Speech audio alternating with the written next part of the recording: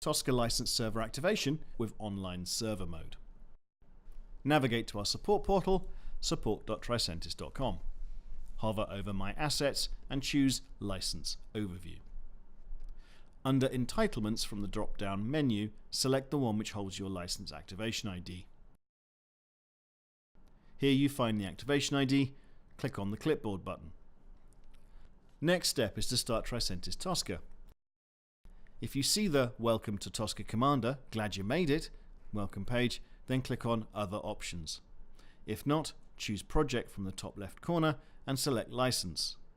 After clicking on Other Options, select Activate. Choose License Server, click OK. Paste the already copied activation ID to the text box and click on Activate Licenses.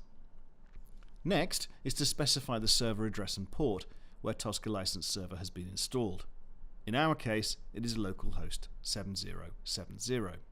Click OK.